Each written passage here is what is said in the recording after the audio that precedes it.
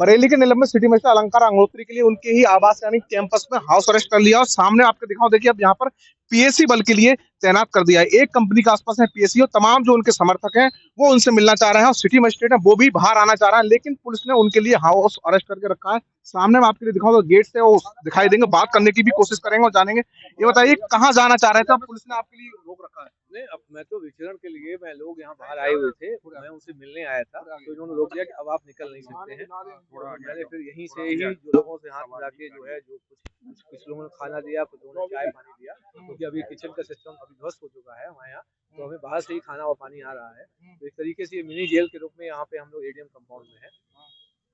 अच्छा, कहाँ चाह रहे हैं आप? मैं बाहर निकल के अपने जो हमारे जितने भी समर्थक हैं, मित्रगण हैं, सब यहाँ बाहर उपस्थित है, जहाँ आप हैं तो वहीं मिलने जाता था, लेकिन इन लोगों ने रोक दिया। क्या माना जाए कि आपके लिए कहीं दूसरी जगह शिफ्ट करने की कोई ऐसी सूचना थी?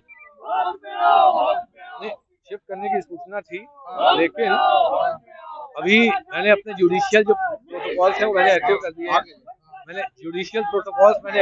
यदि मुझे कहीं अन्य स्थान पर लेकर जाते हैं तो मैं तुरंत जो है जो कई सीनियर एडवोकेट्स हैं उनको इन्फॉर्मेशन पहुंच जाएगी उस तरीके से, जिससे कि वो तुरंत जो है जो आर्टिकल 226 के अंतर्गत हाईकोर्ट में जो है हैबियस कॉर्पस और आर्टिकल 32 कॉन्स्टिट्यूशन ऑफ इंडिया के अंतर्गत सुप्रीम कोर्ट में हैबियस कॉर्पस डाल सके, जिसे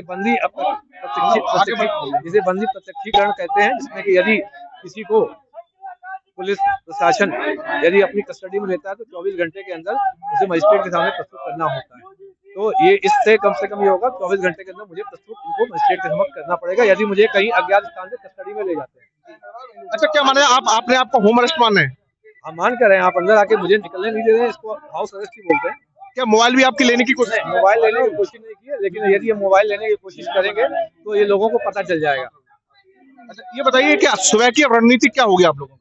सुबह की नहीं, मैं जिलाधिकारी महोदय से अभी बात करूंगा। अभी देखिए कल पहले क्या निकलने देते हैं कि नहीं देते हैं, पहले उस पर डिपेंड करता है। सुबह से ही आप लगातार जिलाधिकारी से बात करना चाह रहे हैं, क्या कोई आपकी फोन से कोई संपर्क हुआ? क्योंकि मुलाकात तो आपकी नहीं हो सकी। नहीं, अभी तक कोई संपर्क नहीं हुआ है और जिलाधिकारी महोदय ने बोला था कि मैं आऊंगा, लेकिन कतिपय कारणों से वो नहीं आ पाए।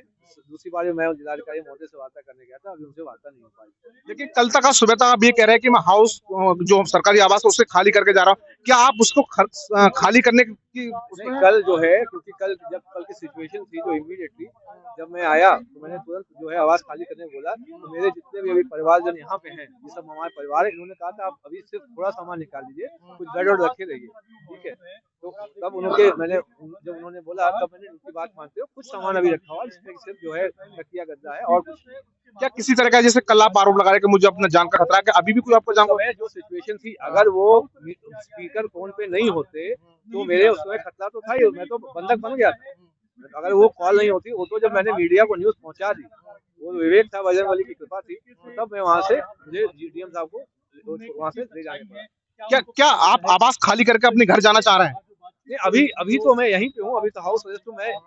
मुझे कुछ निकलने का मौका तो दिया जाए, उसके बाद हम अपनी रणनीति बताएंगे हम क्या करने जा रहे हैं। तो देखिए सिटी मजिस्ट्रेट इनका साफ तौर पर कहना है कि मिल लिया हाउस अरेस्ट वगैरह का, तमाम जो उनके समर्थक हैं वो आपके लिए दिखाई देंगे। पीएससी बल के लिए यहाँ तैनात किया, पीछे में अपने दाहिने बाएं में दिखाओ तो देखिए किस तरह से जो सुरक्षा कर्मी है उनके लिए तैनात, तमाम जो उनके समर्थक है इनसे भी बात करने की कोशिश। ये बताइए क्या मुलाकात करना चाह रहे हैं आप? हमारे जो कल तक पार्टी मतलब एक ब्राह्मण समाज के एक उच्च नेता थे, उन्होंने एक समाज की आवाज उठाई, शंकराचार्य का विरोध करा, उनके होने वाले अपमान का, तो आज हमें उनसे ही नहीं मिलने जा रहा। मैं पूछना चाहता हूं, आजाद मुल्क में वो कौन सा कानून है जिसके तहत इन्हें सलाखों के पीछे कर दिया जाता? वो कौन से अपराधी हैं? कौन से अपराध? इनने ऐसा क्या अपराध किया? अगर आज देश में हमारे अगर सच बोलना और सच्चाई बोलना और अपने लिए आवाज उठाना ये गुनाह है, तो ये गुनाह सब करेंगे और बार बार करेंगे। और हम आपसे एक बात याद पक्की कहते हैं, हम कभी कानून को हाथ में लेने वाले लोग नहीं है।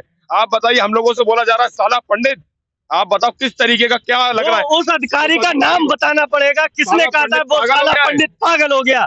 असलियत में हम लोग कोई, हम सब समाज के आदमी, हम उनके बारे में कुछ गलत नहीं कहना चाहते, लेकिन हम डीएम साहब कहना चाहते हैं उसका नाम बताया जाए और उस अधिकारी को उचित सजा दी जाए। जैसे यूजीसी के तहत में अगर कोई सवर्ण कोई बात कह देता है तो उसे सजा तक का प्रावधान है, तो जो हमें कह रहे हैं वो साला पंडित पागल हो गया, उसे क्यों नहीं सजा होनी चाहिए? तमाम जो समर्थक है ये नाराजगी जाहिर कर रहा है, नारेबाजी कर रहा है। पीछे मैं आपके लिए दिखाऊं तो देखिए आपके लिए पीएससी का जो ट्रक है वो दिखाई देगा, यानी कि एक कंपनी पीएससी है उसके लिए साफ तौर पर यहाँ तैनात किया गया है। सामने वो मीडिया से बात कर रहा है लेकिन बाहर निकलने की कोशिश कर रहा है, उनके लिए बाहर बिल्कुल ही नहीं निकला है। तो उनका साफ तौर पर कहना है कि वो मुझे पहले सूचना ये आई थी उन्हें कहीं दूसरी जगह शिफ्ट किया जा रहा है, लेकिन अब उन्हें यहीं हाउस अरेस्ट करके रखा गया। कैमरामैन नितिन के साथ मनवीर सिंह, TV9 भारतवर्ष, बरेली।